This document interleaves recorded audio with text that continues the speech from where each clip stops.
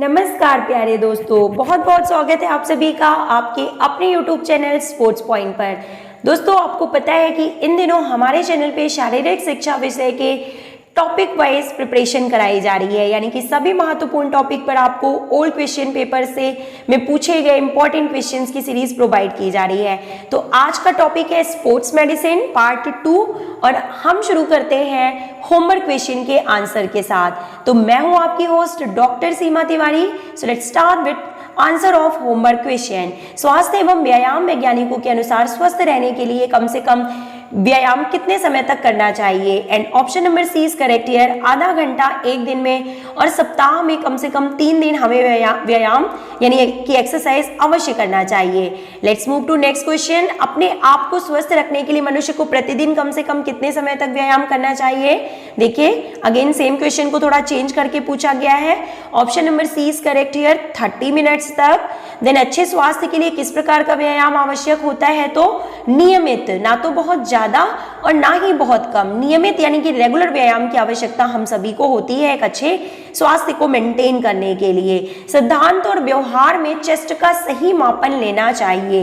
And option number A is correct here. सामान्य श्वसन के अंत में। दोस्तों, प्रीवियस क्वेश्चन पेपर में जो भी क्वेश्चंस स्पोर्ट्स मेडिसिन टॉपिक से पूछे गए थे उन सभी को एक साथ लेके हम इस वीडियो में आपके लिए आ गए हैं।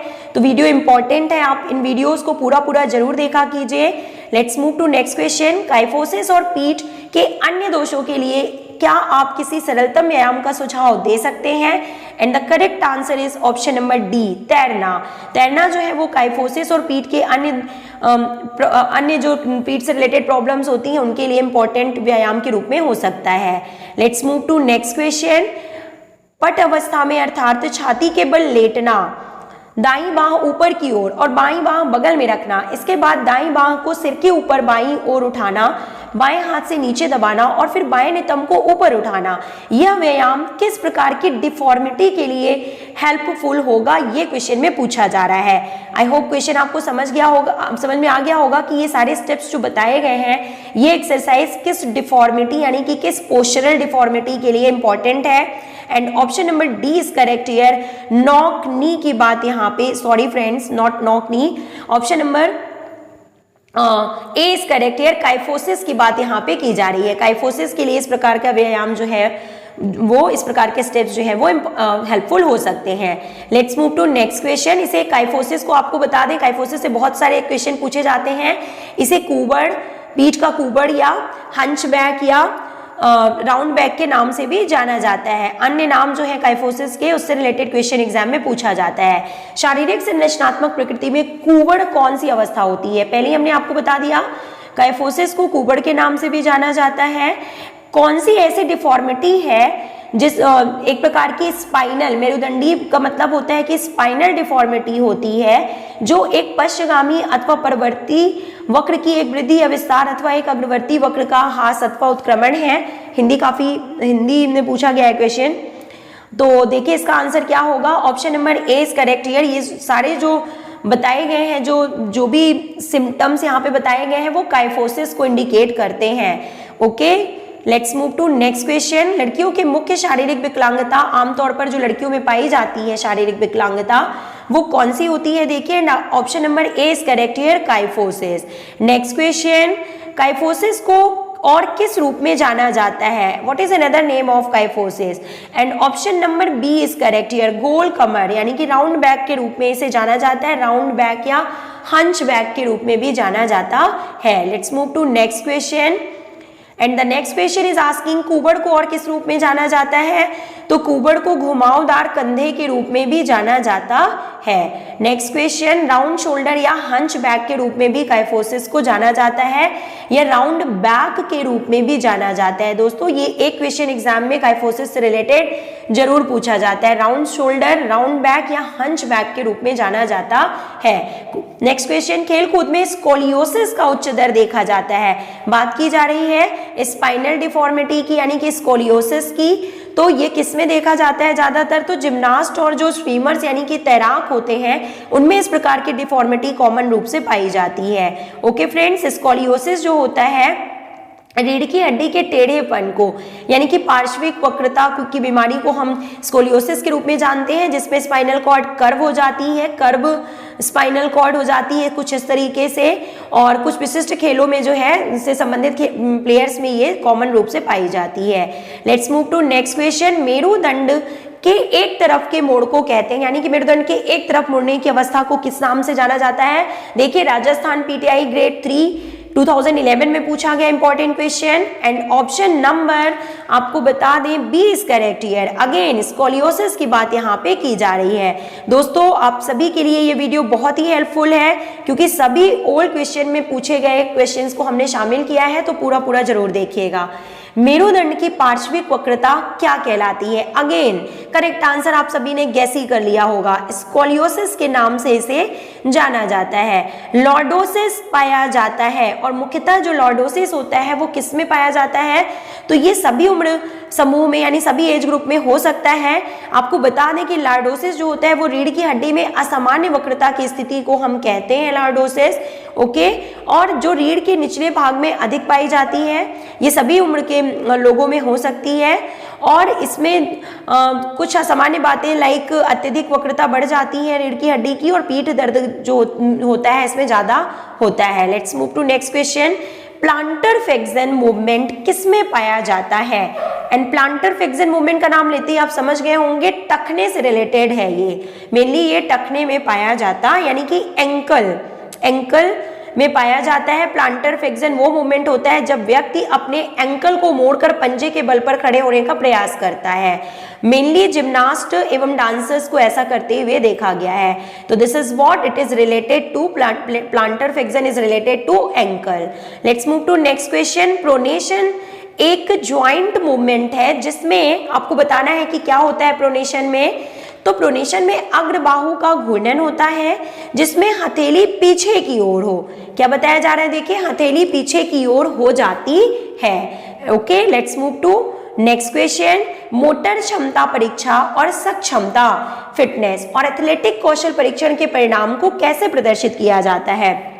तो ये सभी टेस्ट जो कि लगाए जाते हैं मेनली क्वांटिटेटिव कैसे होते हैं ये सभी देखिए। क्वांटिटेटिव यानी कि संख्यात्मक परीक्षण के रूप में इनको जाना जाता है, संख्यात्मक इनका जो है आकलन किया जाता है। Let's move to next question. हमारे शरीर में वसा तथा टिश्यू के मेल को किस रूप में जाना जाता है? And option number B is correct here, body composition.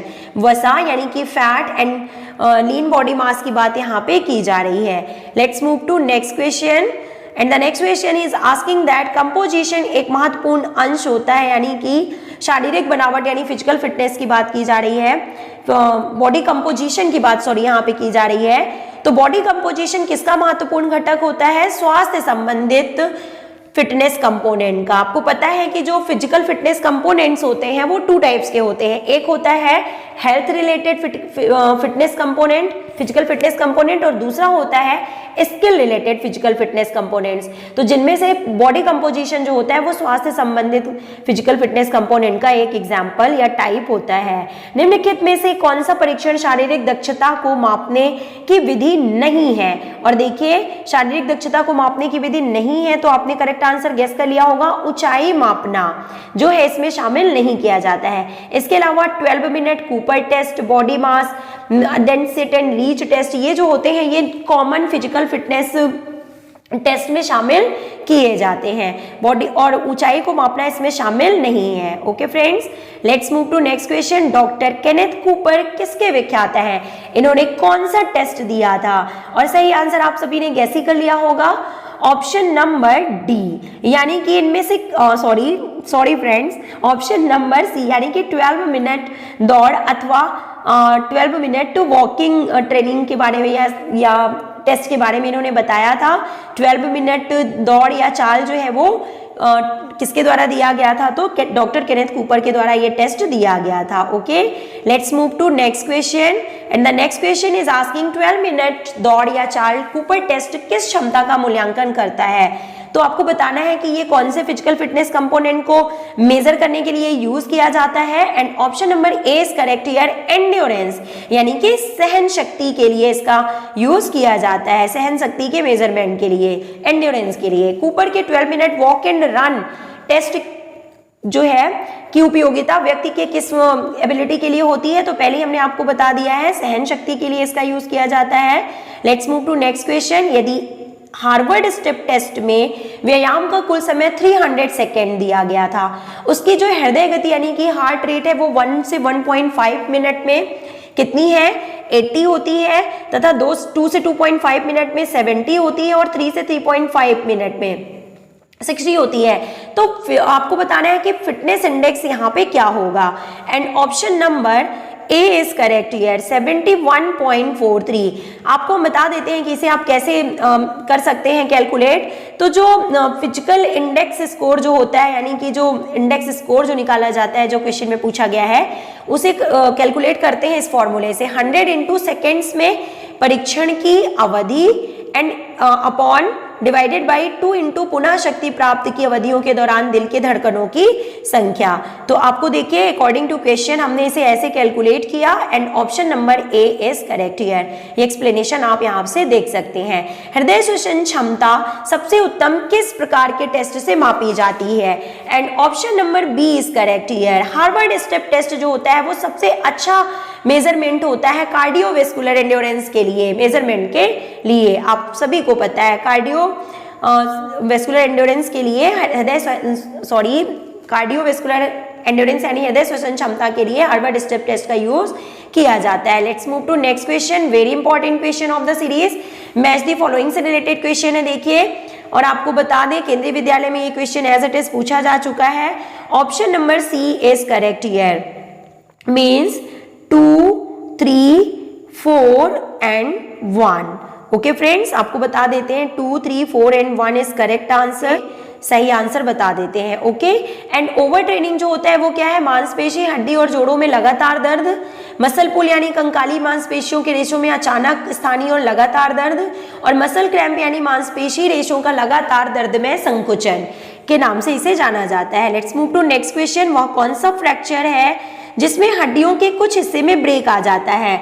And the correct answer is option number C, green stick fracture, जो कि बच्चों एवं बूढ़ों में कॉमनली पाया जाता है। अदर टाइप्स के फ्रैक्चर के बारे में भी हमने यहाँ पे इंफॉर्मेशन आपको दे दी है, आप इसका स्क्रीनशॉट ले लीजिएगा और इसे पूरा रिवाइज कर लीजिएगा। Let's move to second last question of the series. वह फ्रैक्चर जिसमें दोनों अस्थियों के जो एंड्स होते हैं एक दूसरे से टकराते हैं, उसे किस रूप में जाना जाता है? And option number D is correct here, यानी कि अंतर्घटित विभंग, यानी कि ये हिंदी में दिया हुआ है फ्रेंड्स, मुझे यहाँ पे यस इम्पैक्टेड फैक्टर के रूप में इसे जाना जाता है, फ्रैक्चर के रूप में, सॉरी, इसे अंतर्घटित विभंग यानी कि इम्पैक्टेड फैक्टर के रूप में जाना जाता है, जिसमें एक हड्डी टूटकर दूसरी हड्डी में प्रवेश कर जाती है या दोनों हड्डियों के छोर एक दूसरे से टकराते हैं, तो इसे इम्पैक्टेड फैक्टर के रूप में जाना जाता है। Now the last question of the series, उंगली में चोट लगने पर किस प्रकार के बैंडेज का प्रयोग किया जाता है? And this is homework question for you all. आप इस क्वेश्चन का आंसर हमें कमेंट बॉक्स में लिख के जरूर बताइएगा। Let's meet you in the next video. Till then, take care. Goodbye.